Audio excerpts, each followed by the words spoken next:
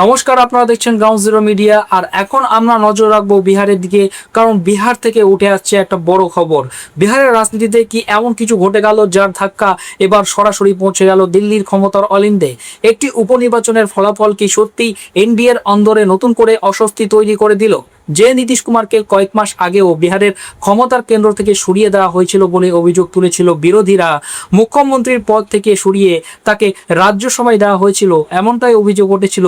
বাকিপুর আসনে বিজেপি হেরে যাওয়ার পর ফের চর্চায় উঠে এসেছেন সেই নীতিশ কুমার। হঠাৎ কেন তার সঙ্গেই দীর্ঘ বৈঠকে বসতে দেখা গেল প্রধানমন্ত্রী নরেন্দ্র মোদীকে? তাহলে কি বিহারের রাজনৈতিক সমীকরণ নীতিশ কুমারকে বাদ দিয়ে এতটা সহজ নয়? নাকি বাকিপুরের ফলাফল এমন এক বার্তা দিয়েছে যা আগামী বিধানসভা নির্বাচনের আগেই বদলে দিতে পারে পুরো রাজনৈতিক অঙ্ক? আর কেন এমনটা বলা হচ্ছে যে মুখ্যমন্ত্রী সম্রাট চৌধুরীর আসন বিপদে? সবচেয়ে বড় প্রশ্ন হলো, প্রায় 3 দশক ধরে যে আসনকে বিজেপির অন্যতম সট্টঘাতী বলা হতো, সেই আসনেই যদি হারের মুখ দেখতে হয়, তাহলে কি সেটাকে শুধু একটি উপনির্বাচনের ফল বলে উড়িয়ে দেওয়া যাবে, নাকি এর পেছনে রয়েছে আরো গভীর রাজনৈতিক বার্তা? কেন ফল ঘোষণার পর থেকেই দিল্লিতে শুরু হয়ে গেল একের পর এক রাজনৈতিক বৈঠক? আর কেনই বা প্রধানমন্ত্রী নরেন্দ্র মোদীর সঙ্গে বৈঠকে উপস্থিত ছিলেন জেডিইউ এর গুরুত্বপূর্ণ নেতা সঞ্জয় ঝা? তাহলে কি শুধুই সৌজন্য সাক্ষাৎ নয়, এর আড়ালে চলছে আগামী দিনের বড় রাজনৈতিক সমীকরণের প্রস্তুতি? বাকিপুরের ফলাফল সামনে আসার পর থেকেই রাজনৈতিক মহলে একের পর এক জল্পনা শুরু হয়েছে। অনেক রাজনৈতিক বিশ্লেষকের মতে এই ফলাফল শুধু একটি আসনের জয় পরাজয়ের গল্প নয়, বরং বিহারে এনডিএর বর্তমান অবস্থান নিয়ে বড় প্রশ্ন তুলে দিয়েছে। আবার অন্য একটি অংশের মত, এই হারকে কেন্দ্র করে বিজেপি নতুন করে জোট রাজনীতির গুরুত্ব উপলব্ধি করতে শুরু করেছে। তাহলে কি সত্যিই বিজেপি এখন ড্যামেজ কন্ট্রোলের পথে হাঁটছে, নাকি এই বৈঠকের পিছনে রয়েছে গুরুত্বপূর্ণ অন্য কোনো রাজনৈতিক কৌশল? রাজনৈতিক বিশ্লেষকরা বলছেন, বাকিপুর আসনে বিজেপির এই হার তাদের কাছে এখন বড় চিন্তার কারণ হয়ে দাঁড়িয়েছে। এর কারণ হলো 2015 সালে যখন নীতিশ কুমার বিজেপির বিরুদ্ধে গিয়ে মহাগঠবন্ধনের সঙ্গে ছিলেন, তখন কিন্তু এই বাকিপুর আসনে বিজেপি জয়লাভ করেছিল। আর এখন যখন জেডিইউ বিজেপির সাথে রয়েছে, নীতিশ কুমার স্বয়ং জোটের একটি বড় অংশ, তখন এই পরাজয় সত্যি অভাবনীয়। নীতিন নবীন, যিনি বাকিপুর থেকে 5 বারের বিধায়ক ছিলেন এবং যিনি বর্তমানে বিজেপির সর্বভারতীয় সভাপতি পদে বসে আছেন, তার নিজের গড়ে হারতে হয়েছে বিজেপিকে। বিহারে প্রথমবারের মতো বিজেপির কোনো মুখ্যমন্ত্রী ক্ষমতায় বসে আছেন, আর এত কিছু সত্ত্বেও বাকিপুরে বিজেপির হার। এই অভাবনীয় ঘটনার পরেই এবার খোদ প্রধানমন্ত্রী নরেন্দ্র মোদী নীতিশ কুমারের সঙ্গে বৈঠক করলেন।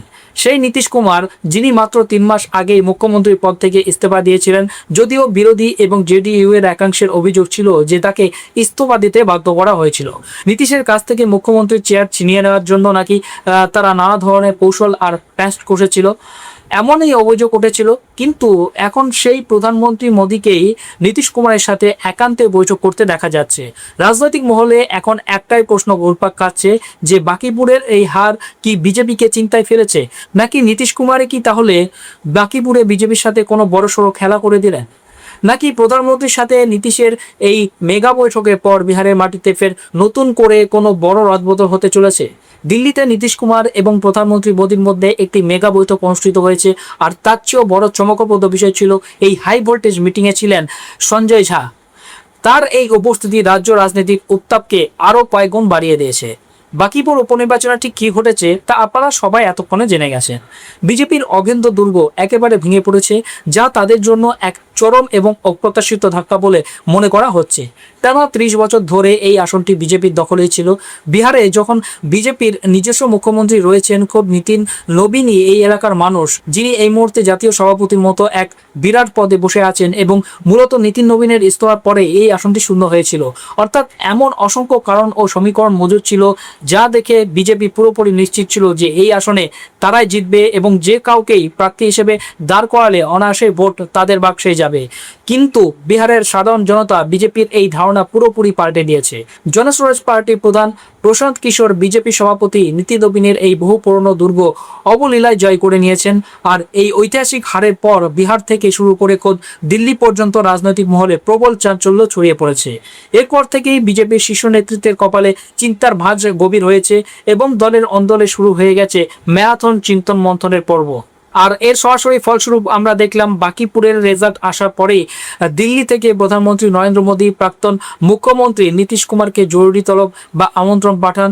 এরপরেই অনুষ্ঠিত হলো প্রধানমন্ত্রী মোদী এবং বিহারের প্রাক্তন মুখ্যমন্ত্রী তথা বর্তমান রাজ্যসভার সাংসদ নীতিশ কুমারের মধ্যে সেই মেগা বৈঠক। রাজনৈতিক মহলে একটা গুঞ্জন রয়েছে যে যখন থেকে মুখ্যমন্ত্রীর পদ ছেড়েছেন নীতিশ কুমার তখন থেকেই নাকি তিনি ক্ষুব্ধ রয়েছেন। আর সবচেয়ে তাৎপর্যপূর্ণ বিষয় হলো এই মেগা বৈঠকের সময় সঞ্জয় ঝা সেখানে আগাগোড়া উপস্থিত ছিলেন। এই তিন হেভিওয়েট নেতার মধ্যে বেশ কিছুক্ষণ ধরেই গভীর আলোচনা চলে। যদিও এই রুদ্ধদ্বার বৈঠকে কি কি বিষয়ে আলোচনা হয়েছে বা কথা হয়েছে তা আনুষ্ঠানিকভাবে এখনো কোনো তথ্য সামনে আসেনি, তবে এই বৈঠকে ঠিক কি নিয়ে চর্চা হতে পারে তা নিয়ে রাজনৈতিক মহলে বিস্তর জল্পনা শুরু হয়ে গেছে। প্রধানমন্ত্রী মোদী এবং নীতিশ কুমারের মধ্যে এই বহু চর্চিত বৈঠকটি ঠিক এমন এক সময়ে অনুষ্ঠিত হলো যখন বাকিপুর উপনির্বাচনের ফলাফল গোটা এনডিএ শিবিরের সামনে এক পাহাড় প্রমাণ নতুন চ্যালেঞ্জ খাড়া করে দিয়েছে। ওয়াকিবহুল মহলের ধারণা এই বিশেষ সাক্ষাৎ বিহারের বর্তমান রাজনৈতিক পরিস্থিতি, আগামী দিনে নির্বাচনী রণকৌশল এবং জোটের মধ্যে থাকা নানা টানাপোড়েন ও সমন্বয় সংক্রান্ত একাধিক গুরুত্বপূর্ণ ইস্যুতে বিস্তারিত আলোচনা হয়েছে। একই সঙ্গে এই হাই প্রোফাইল বৈঠক রাজনৈতিক বিশ্লেষকদের কান একেবারে খাড়া করে দিয়েছে। সবার মনেই এখন প্রশ্ন উঠতে শুরু করেছে যে তবে কি আরও একবার মনোভাঞ্জনের পালা শুরু হয়ে গেল? আরও একবার কি নীতিশ কুমারকে রাজি করানোর মরিয়া চেষ্টা চলছে? কারণ আপনারা খুব ভালো করে জানেন যে নীতিশ কুমার বেশ কিছুদিন ধরেই দলের উপর প্রবল ক্ষুব্ধ হয়ে আছেন। তিনি কেন ক্ষুব্ধ সেটাও আপনাদের অজানা নয়। মুখ্যমন্ত্রীর পদ থেকে ইস্তফা দেওয়ার পর রাজ্যসভায় যাওয়া, এটা আপনারা সবাই খুব ভালো করেই জানেন। বিরোধীরা প্রথম থেকেই অভিযোগ করে আসছে যে বিজেপির তরফ থেকে বারবার নীতিশ কুমারকে বিহারের রাজনীতি থেকে দূরে সরিয়ে রাখার সুপরিকল্পিত চেষ্টা করা হয়। কিন্তু নীতিশের মন যে এই বিহারের মাটিতে পড়ে থাকে, আর সেই কথাটি তিনি একাধিকবার প্রকাশ্য বয়ানে বুঝিয়ে দিয়েছেন। তিনি স্পষ্ট ভাষায় বলেছিলেন যে আমরা বিহার ছেড়ে কোথাও যাচ্ছি না। আর এই ঘোষণার পর থেকেই নীতিশ কুমার বিহারের রাজনীতিতে টানা এবং অত্যন্ত সক্রিয়ভাবে জড়িয়ে আছেন। বিহারের মাটিতে তিনি নিজের ছেলে নিশান্ত কুমারকেও রাজনীতিতে অ্যাক্টিভ করে দিয়েছেন। নিজেও মাঠে ময়দানে প্রবলভাবে সক্রিয় আছেন। ক্রমাগত সম্রাট চৌধুরী সরকারের কাছ থেকে কাজের রিপোর্ট কার্ড তলব করছেন বলে জানা যাচ্ছে।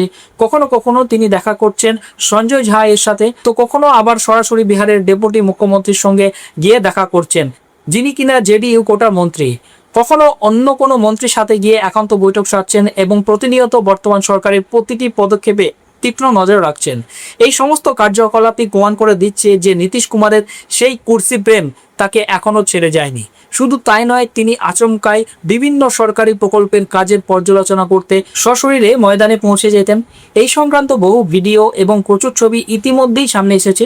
যদিও সাধারণত কোনো উপনির্বাচন বা নির্বাচনে নীতিশ কুমার কিন্তু ময়দানে নামেন এবং প্রচারে নেমে পড়েন, কিন্তু বাকিপুরে যে উপনির্বাচন হয়েছিল তাতে কিন্তু নীতিশ কুমারকে ময়দানে নামতে দেখা যায়নি এবং দূরত্ব বজায় রাখতেই কিন্তু দেখা গিয়েছিল সেই সময়। যদিও একটি ভিডিও প্রকাশ করে তিনি আবেদন জানিয়েছিলেন ভোট দান করার, কিন্তু সেই ভিডিও নিয়ে বিতর্ক শুরু হয়েছিল। প্রশান্ত কিশোর দাবি করেছিলেন সেটি নাকি ফেক এআই জেনারেটেড ভিডিও। অত্যন্ত গুরুত্বপূর্ণ উপনির্বাচনের সময় তখন নীতিশ কুমারকে কোথাও কোনোভাবে সক্রিয় হতে দেখা গেল না, যা রাজনৈতিক মহলে এক বিরাট চর্চার বিষয় হয়ে দাঁড়ায়। আর নীতিশ মুখ্যমন্ত্রীর পদ থেকে ইস্তফা দেওয়ার পর এটাই ছিল বিহারের প্রথম উপনির্বাচন, যেটাতে বিজেপি হেরে গেল। আর এই হারের পর থেকেই বিহারের রাজনৈতিক অলিন্দে জোরদার চর্চা শুরু হয়ে গেছে যে এই বিশাল হার কি তবে নীতিশ কুমারের কারণে হয়েছে? তার সেই পুঞ্জীভূত ক্ষোভের কারণেই কি আজ বিহারের বিজেপির এই দশা? নীতিশ কি আসলে তবে বিজেপিকে পরোক্ষে এক কড়া বার্তা দিলেন? আসলে এমন জোরালো দাবি এই কারণেই করা হচ্ছে কারণ যখন এই উপনির্বাচনের দিনক্ষণ ঘোষণা হয়েছিল তখন জেডিইউ সরাসরি বিজেপির কাছে এই আসনটি দাবি করেছিল। আপনারা জানেন যে জেডিইউ এর তরফ থেকে স্পষ্ট শর্ত দেওয়া হয়েছিল যে যেহেতু আপনারা মুখ্যমন্ত্রীর চেয়ার নিয়েছেন তাই তার বদলে আমাদের এই উপনির্বাচনের আসনটি ছেড়ে দেওয়া হোক। কিন্তু বিজেপি জেডিইউকে সরাসরি না করে দেয়, যার ফলে জেডিইউ এবং বিজেপির মধ্যে তৈরি হওয়া ফাটল আরও অনেক বেশি গভীর হয়ে যায়, এমনটাই বলছে রাজনৈতিক বিশ্লেষকরা। আর তারই সরাসরি পরিণামস্বরূপ চরম ক্ষুব্ধ নীতিশ কুমার একেবারে মুখে কলু পাটেন। গোটা নির্বাচন পর্বে কোথাও এক ঝলকের জন্য দেখা যায়নি। প্রতিটি নির্বাচনে যিনি অত্যন্ত সক্রিয়ভাবে অংশগ্রহণ করেন সেই নীতিশ কুমার বিহারের এই মেগা উপনির্বাচনে কোথাও কোনো প্রচারেই ছিলেন না। গোটা প্রচার পর্ব চলাকালীন নীতিশকে কোথাও দূরবীন দিয়ে খুঁজে পাওয়া যায়নি। তার এই নীরবতা তার ভিতরের ক্ষোভকে একেবারে জনসমক্ষে প্রমাণ করে দিল বলে মনে করা হচ্ছে। আর এখন যখন বাকিপুরের চূড়ান্ত ফলাফল এসে গেছে, তখন বিজেপির শীর্ষ নেতৃত্ব কিন্তু চিন্তায় পড়ে গেছে। রাজনৈতিক মহলের মতে সাধারণ জনগণও ভোটের বাক্সে তা প্রমাণ দিয়েছে যে তাদের নীতিশকেই চাই। নীতিশকে ছাড়া বিজেপি এই বিহারে কিছুই করতে পারবে না, এমনটা মনে করছে রাজনৈতিক মহল। এই বিশেষ বৈঠকে সঞ্জয় জায়ের উপস্থিতি অত্যন্ত তাৎপর্যপূর্ণ বলে মনে করা হচ্ছে। এর আসল মানেটা কি, চলুন আপনাদের বিস্তারিত খুলে বলি।